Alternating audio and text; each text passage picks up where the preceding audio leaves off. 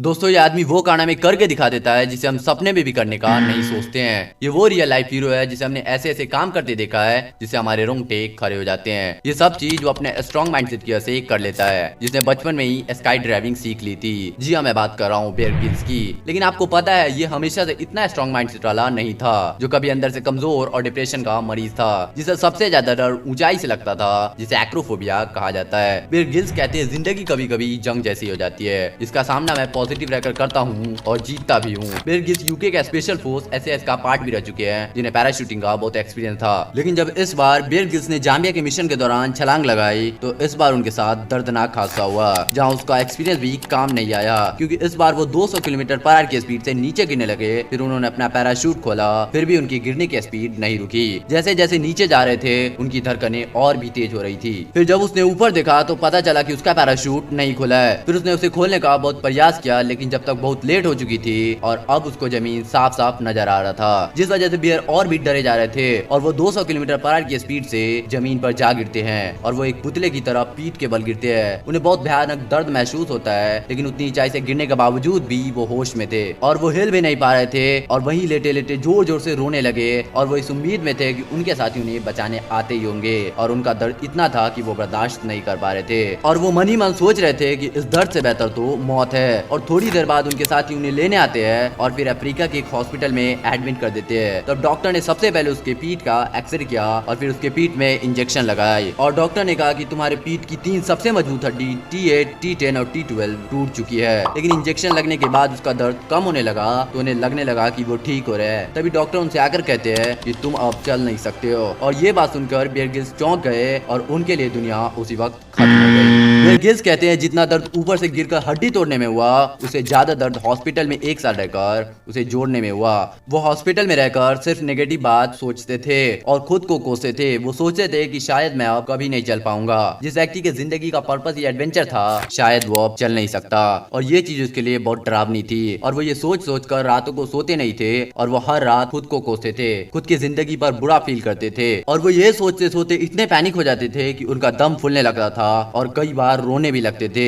अब Bear Grylls के पास जीने का कोई पर्पस नहीं बचा था। उन्हें हॉस्पिटल में रहते रहते 2 महीने हो चुके थे। उनकी सेहत बेहतर नहीं हो रही थी, बल्कि बद से बदतर हो रही थी और उनका दर्द दिन प्रतिदिन बढ़ता ही जा रहा था और वो ये सोचकर धीरे धीरे डिप्रेशन में जा रहे थे। लेकिन जो लोग उन्हें जानते थे उन्हें लगता था बियर ग्रिल्स बहुत पॉजिटिव आदमी है और वो हिम्मत के साथ इस परेशानी का आसानी से सामना कर लेंगे। लेकिन हकीकत पूरी तरह उसका उल्टा था। वो अंदर से बहुत डरे हुए थे। उनके सपने धीरे धीरे उनके ही सामने खत्म हो रहे थे। वो ये सोच रहे थे कि उनकी लाइफ कैसे चलेगी और वो अपनी लाइफ में क्या करेंगे। तभी आधी रात को उसकी नजर एक फोटो फ्रेम पर पड़ती है जो कि माउंट एवरेस्ट की रहती है। बचपन से बियर ग्रिल्स और उनके पिता का सपना था कि वो माउंट एवरेस्ट पर चढ़ेंगे, लेकिन बियर अभी चढ़ना तो दूर खड़े होने की भी स्थिति में नहीं था। उस फोटो फ्रेम पर धूल चढ़ी रहती है तो बियर ग्रिल्स को लगने लगता है कि उनके भी सपने पर धूल चढ़ चुका है और ये चीज उनसे बर्दाश्त नहीं होती है और वो उस वक्त अकेले रहते हैं। फिर वो अपने से उठकर अपने वैशाखी का सहारा लेते हैं और उस फोटो फ्रेम के पास जाकर उसे साफ करते हैं और मन में सोचते हैं चाहे कुछ भी हो जाए, मैं ना सिर्फ पैरों पर चल के दिखाऊंगा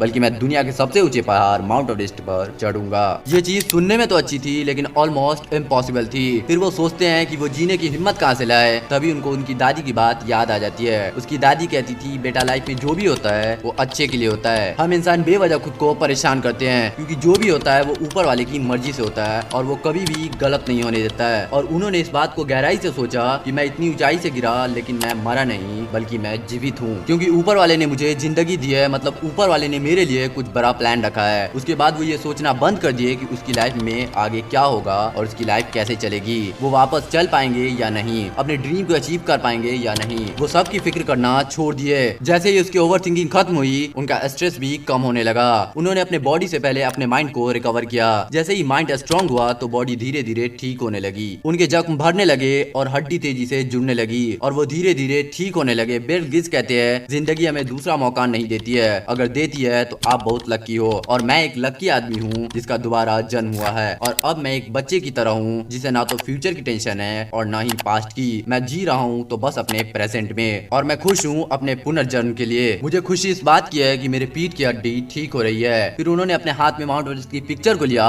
और जोर से बोले जैसे ही मैं ठीक हो जाऊंगा मैं माउंट एवरेस्ट की चोटी पर चढ़ूंगा। उन्हें अगर कोई चीज डिप्रेशन से निकलने में मदद की तो वो था उनका ड्रीम। जब वो सही से चल भी नहीं पा रहे थे तो उन्होंने खुद से वादा कर लिया कि वो माउंट एवरेस्ट की चोटी पर चढ़ेंगे और अपना और अपने पिता का सपना पूरा करेंगे। जब वो ये बात अपने आसपास के लोगों को बताते कि मैं ठीक होकर माउंट एवरेस्ट पर चढ़ूंगा, तो सभी लोग उसकी बात को इग्नोर करते और उसको पागल समझते। किसी ने क्या खूब कहा है, पागलपन में डूबकर मंजिल को अपना बनाएंगे, हम वही है जो हार को भी जीत में बदल जाएंगे। लेकिन उनका गोल क्लियर था, उनको जल्द से जल्द ठीक होना था। उनकी बॉडी और माइंड को एक मिशन मिल गया था। एक्सीडेंट के तीसरे महीने के बाद उनका दर्द कम होना शुरू हो गया और 8 महीने के बाद उन्हें हॉस्पिटल से डिस्चार्ज कर दिया गया। लेकिन उसके लिए एक दर्द भरी खबर थी कि डॉक्टर ने उन्हें मना कर दिया कि तुम स्पेशल फोर्स में दोबारा ट्रेनिंग नहीं कर सकती हो। लेकिन उसका सपना था माउंट एवरेस्ट पर चढ़ना, इसके लिए 25 लाख की जरूरत थी और उनके पास इतना पैसा नहीं था। लेकिन बेयर ग्रिल्स को फ्यूचर क्लियर दिख रहा था कि अगर वो माउंट एवरेस्ट पर सक्सेसफुली चढ़ जाते हैं तो वो ये करने वाले ब्रिटेन के यंगेस्ट पर्सन बन जाएंगे। इसके साथ उन्हें बहुत सारा स्पॉन्सर मिलेगा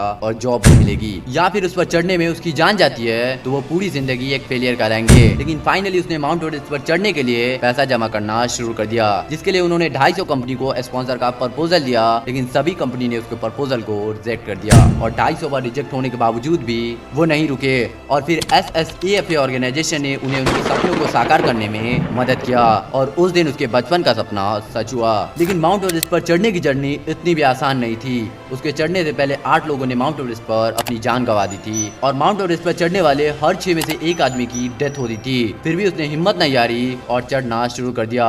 बेयर की टीम लीडर ने कहा कि हम लोग हर रोज 10 से 12 घंटे की चढ़ाई करेंगे और वापस हम बेस कैंप पर आएंगे ताकि हम यहाँ की कंडीशन को समझ पाए। फिर बेयर अपने बेस कैंप से चलना शुरू कर दिया और जैसे ही अपने टारगेट पर पहुंचने वाले थे तो उन्होंने देखा कि ऊपर चढ़ने के लिए लगाई गई सीढ़ियां और रस्सी डैमेज हो चुकी है। फिर बेयर की टीम ने डिसाइड किया कि वो बेस कैंप जाएंगे। बेयर अपनी टीम में सबसे आगे थे और जैसे ही उसने वापस लौटना चाहा, वहाँ उसका पैर बर्फ के अंदर चला गया और थोड़ी देर बाद उसका पूरा शरीर अंदर चला गया और वो फिर जोर जोर से चिल्लाने लगे। लेकिन अच्छी बात ये थी कि उसकी बॉडी एक रस्सी से अटैच थी, जिस वजह से उसकी टीममेट ने उसे ऊपर खींच लिया। लेकिन गिरने की वजह से बहुत चोट आई थी और वो मरते मरते बच गए और चोट से रिकवर होने के बाद उसने फिर चढ़ना शुरू किया और इसी प्रयास के दौरान उसकी तबीयत फिर खराब हो जाती है। सब उसे आराम करने को कहते हैं, लेकिन वो इस बार अपने जिद पर अड़ जाते हैं और फाइनली वो इतने सारे चैलेंजेस फेस करने के बाद वो आसानी से माउंट एवरेस्ट पर चढ़ जाते हैं और रिटर्न भी आती है। और इस जर्नी के बाद उसकी कहानी बहुत फेमस होने लगी और फिर लोग उन्हें सेमिनार में एज ए स्पीकर बुलाने लगे और उनकी लाइफ के ऊपर बहुत सारी डॉक्यूमेंट्री बनी और फाइनली उसे डिस्कवरी से वो अपॉर्चुनिटी मिली जो उन्हें वर्ल्ड वाइड फेम दिया। फिर लोग उन्हें मैन वर्सेस विल्ड के नाम से जानने लगे। दोस्तों वीडियो पसंद आई तो वीडियो को लाइक करके चैनल को सब्सक्राइब करना मत भूलिएगा। धन्यवाद।